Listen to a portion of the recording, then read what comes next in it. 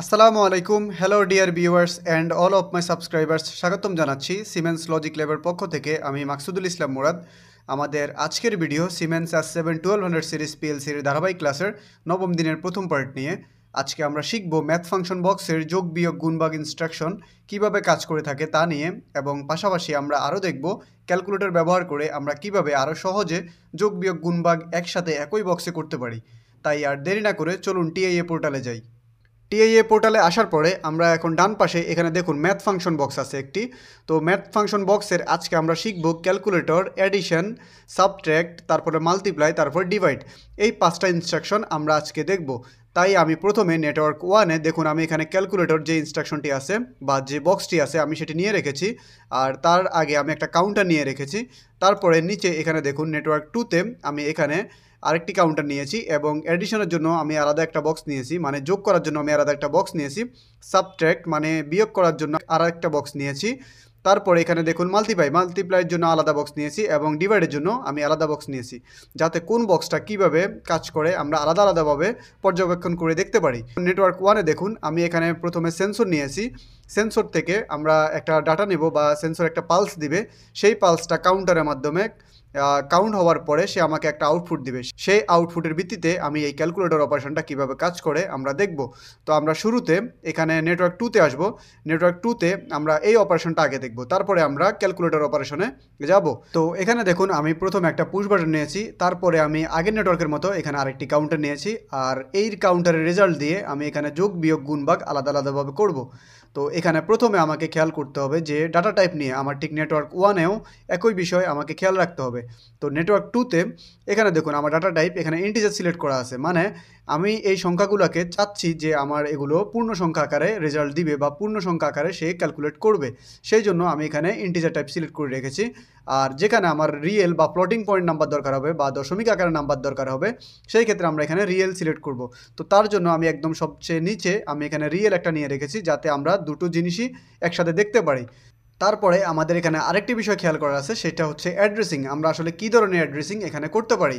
আমরা যেহেতু এখানে integer type data type select করেছি, তাই আমরা এখানে ইন্টিজার টাইপ অ্যাড্রেসিংটাই নেব। তারপরে এখানে দেখুন আমার কাউন্টার যখন আমাকে আউটপুট দিবে, আমি এটিকে নাম দিয়েছি প্রেজেন্ট ভ্যালু, আর আমার এই প্রেজেন্ট ভ্যালুটা আসবে ইন টুতে, আর আমি এখানে ইন ওয়ানে দিয়ে রেখেছি সেট ভ্যালু। তো আপনারা চাইলে ইন ওয়ানেও আপনারা প্রেজেন্ট ভ্যালু দিতে পারেন। তো এখানে আমি যেহেতু সেট ভ্যালু দিয়েছি, আমরা এখানে ম্যানুয়ালি সংখ্যা বসাবো। সংখ্যা বসানোর পরে সে কী করবে, সেট ভ্যালু এবং প্রেজেন্ট ভ্যালুর সাথে যোগ করে আমার এখানে আউটপুটে একটা রেজাল্ট দিবে। তারপরে ঠিক একই কাজটা করবে এখানে সাবের ক্ষেত্রে। দেখুন আমার প্রেজেন্ট ভ্যালুতে আমি যে সংখ্যাটা দিব, ওই সংখ্যার সাথে আমার প্রেজেন্ট ভ্যালু বিয়োগ করে সে আমাকে এখানে রেজাল্ট দিবে। ঠিক একই কাজ আমার গুণের ক্ষেত্রেও করবে এবং ভাগের ক্ষেত্রেও করবে। তো এই বিষয়গুলো আমরা দেখব সরাসরি সিমুলেশনে গিয়ে। তো সিমুলেশনে যাওয়ার আগে আমরা এখন আবার নেটওয়ার্ক ওয়ানে আসব। নেটওয়ার্ক ওয়ানে আমাদের কিছু বিষয় এখানে খেয়াল করার আছে। তো অ্যাড্রেসিংয়ের বিষয়টা আপনারা অলরেডি দেখেছেন। তো আমরা এখানে ক্যালকুলেটরটা কিভাবে এখন ব্যবহার করব সেই বিষয়টা আমরা দেখব। তো ক্যালকুলেটর এখানে দেখুন আমি টোটাল 5টা এখানে ডেটা নিয়ে রেখেছি, আমরা চাইলেও আরও বাড়াইতে পারি। তো এখানে দেখুন আমি প্রথমে একটা কারেন্ট ভ্যালু দিয়ে রেখেছি, যেটা ইন টুতে যেটা আমার আসছে কাউন্টার থেকে, আর ইন ওয়ানে আমি ঠিক আগের নেটওয়ার্কের মতো এখানে কনস্ট্যান্ট ভ্যালু আমি এখানে ম্যানুয়ালি বসাবো আমি যে সংখ্যাটা দিতে চাই। তারপরে এখানে ইন থ্রিতে আমি 5 দিয়ে রেখেছি, ইন ফোরে 6 দিয়ে রেখেছি, ইন 5-এ আমি 7 দিয়ে রেখেছি। তো আপনারা প্রশ্ন করতে পারেন আমাকে যে আমি এখানে কেন মেমোরি অ্যাড্রেসিং নিয়েছি আর এখানে কেন আমি সরাসরি সংখ্যা বসিয়ে দিয়েছি। দেখুন আমি মেমোরি অ্যাড্রেসিং নিলে আমার সুবিধা হচ্ছে আমি এই রেজাল্টগুলো সরাসরি এইচএমআইতে দেখতে পারবো বা এইচএমআই থেকে পরিবর্তন করতে পারবো।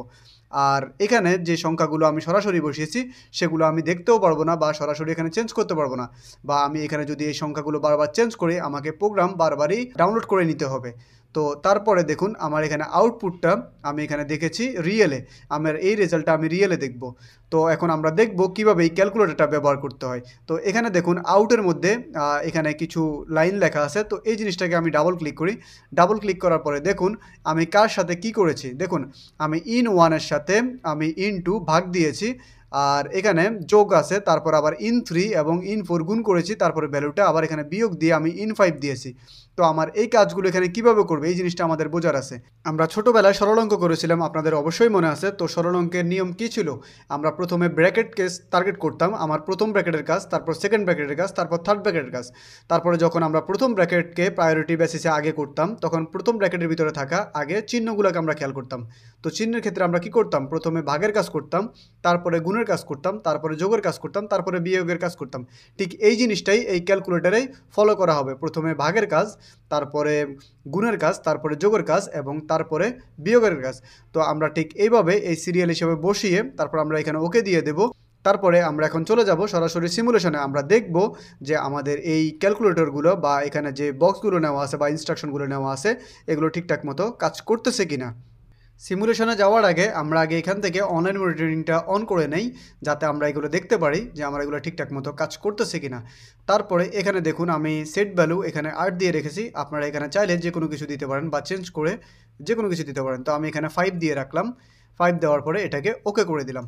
তারপরে আমার এই ইনস্ট্রাকশনগুলো কাজ করতেছে কিনা আমরা এখন সিমুলেশনের মাধ্যমে দেখব। যেহেতু আমার এটার এখন প্রয়োজন নাই, আমি এটাকে চাপিয়ে নেই। তারপরে আমি এখান থেকে সিমুলেশনের যে ইনস্ট্রাকশনগুলো আছে সেগুলো এখানে পাশাপাশি রাখি। তো এখানে দেখুন আমার কাউন্টারে একবার যদি আমি প্রেস করি তখন সে আমাকে একবার আউটপুট দিবে। তো যেহেতু আমি আগে একবার প্রেস করে রেখেছি তাই আমার এখানে একবার আউটপুট দিয়ে রাখতেছে। তো আমি আবার এখানে এখন প্রেস করব। তো আমার এটি হচ্ছে স্টার্ট পিবি। স্টার্ট পিবি যে অপশানটি আছে আমি এটাকে দেখুন আরেকবার ক্লিক করছি। ক্লিক করার পরে ছেড়ে দিলাম। ছেড়ে দেওয়ার পরে দেখুন আমার এখানে 2 হয়েছে। 2 হওয়ার পরে দেখুন আমার এখানে সেট ভ্যালু 5 দেওয়া আছে। তারপরে সে এখানে কী করেছে, এই 2কে যোগ করে এখানে 7 আমার এখানে আউটপুট রেজাল্ট দেখাচ্ছে। ঠিক এখানে দেখুন তারপরে সাবের ক্ষেত্রে সে কী করতেছে, 2 বিয়োগ করে আমার এখানে 3 দেখাচ্ছে। তারপরে এখানে গুণের ক্ষেত্রে দেখুন 5-এর সাথে 2 গুণ করে আমার এখানে রেজাল্ট 10 দেখাতেছে। আর ভাগের ক্ষেত্রে দেখুন আমার এখানে আলাদা দেখাতেছে 2.5।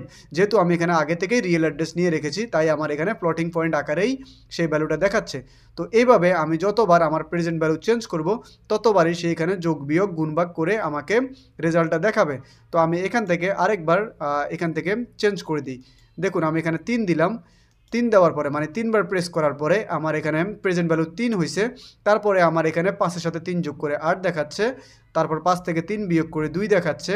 তারপরে এখানে 5 আর 3 গুণ করে আমাকে 15 দেখাচ্ছে।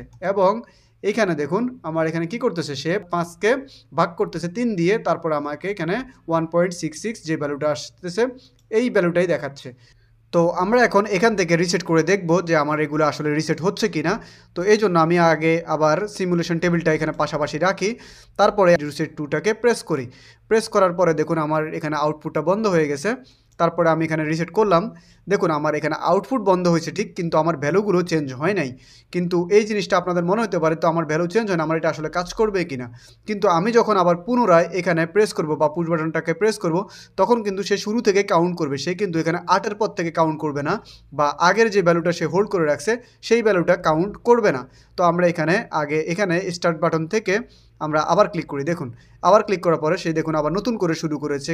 এখানে দেখুন আমাকে আউটপুট 6 দেখাচ্ছে। তারপরে এখন যদি আমি আবার প্রেস করি, প্রেস করার পরে দেখুন আমার এখানে আবার নতুন করে সেইভাবে ভ্যালুগুলোকে পরিবর্তন করে দেখাচ্ছে। তো আমরা এখন চলে যাব নেটওয়ার্ক 1-এ। এখানে আমরা দেখব যে আমাদের ক্যালকুলেটর বক্সটা কিভাবে কাজ করে। তো আমাদের ক্যালকুলেটর বক্সে দেখুন সেন্সর থেকে আমার সিগন্যালটা আসতেছে। এই সেন্সর থেকে আসা সিগন্যালটাকে বা পালসটাকে আমার কাউন্টার কাউন্ট করতেছে। তো আমার পালস যখন একবার আসবে তখন আমার কারেন্ট ভ্যালু 1 হবে। আর সেই 1 হিসেবে আমার এখানে কারেন্ট ভ্যালু আকারে এই ক্যালকুলেটরটা কাজ করবে। তো দেখুন আমি আগেই বলে রেখেছি আপনাদেরকে এটা সরল অঙ্কের মতো কাজ করে। তাই সে কী করছে, আগে ভাগের কাজ করবে, তারপরে গুণের কাজ করবে, তারপরে যোগ, তারপরে বিয়োগ। তো এখানে দেখুন আমি ইন 1 আর ইন 2 যেহেতু ভাগ করেছি, তার মানে আমি যদি এই 100কে 1 দিয়ে ভাগ করি তাহলে আমার রেজাল্ট 100ই হয়। তারপরে দেখুন ইন 3 এবং ইন 4 গুণ আছে এখানে। তো ইন 3-তে আমি কী দিয়ে রেখেছি, ইন 3-তে 5 দিয়ে রেখেছি আর এখানে ইন 4-এ 6 দিয়ে রেখেছি। তো 3 আর 4 যদি আমরা গুণ করি তাহলে কত হয়, 5 6 30। তাহলে 100 আর এই সংখ্যাটা আবার এখানে মাঝামাঝি যোগ অবস্থা আছে, তাহলে কত হয় 130। তারপর আমি কি করেছি, মাইনাস ইন 5 দিয়েছি, এই জন্য -7 করে সে আমাকে 123 দেখাচ্ছে। তার মানে সে সরল অঙ্কের মতোই আমাকে রেজাল্টটা দেখাচ্ছে। তো এভাবে আমরা এখন পরবর্তীতে আরও ভ্যালু ইনক্রিজ করে দেখব যে আসলে ও কিভাবে কাজ করে। তো আমি এখন সেন্সরে আবার এখানে পালস দেই। দেখুন একবার পালস দেওয়ার পরে এখন আমার এখানে আউটপুট 2 দেখাচ্ছে।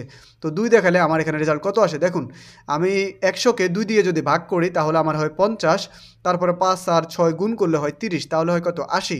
80 থেকে 7 গেলে আমার হয় 73। তার মানে আমার এই ক্যালকুলেটর বক্সটা একসাথে সবগুলোকে যোগ বিয়োগ গুণ ভাগ করে আমাকে আউটপুট দিচ্ছে। তো আমরা এখন এখানে আরেকবার প্রেস করব। আরেকবার প্রেস করে আমরা এখানে দেখি আমার এখানে রেজাল্ট সে কী করে। তারপরে এখানে দেখুন আমি যখন আবার প্রেস করেছি, তারপরে এখানে আমার কারেন্ট ভ্যালু হয়েছে 3।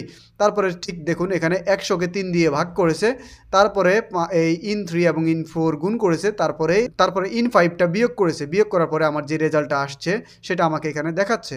তো আমি আশা করি আপনারা এই ক্যালকুলেটর অপারেশন এবং এখানে যে যোগ বিয়োগ গুণ ভাগ যে বক্সগুলো আছে এগুলো ভালোভাবে বুঝতে পেরেছেন। তো আমার পরবর্তী ভিডিও দেখার আমন্ত্রণ জানিয়ে আজকের মতো এখানে শেষ করতেছি। ততদিন পর্যন্ত আপনারা ভালো থাকুন, সুস্থ থাকুন। আল্লাহ হাফেজ।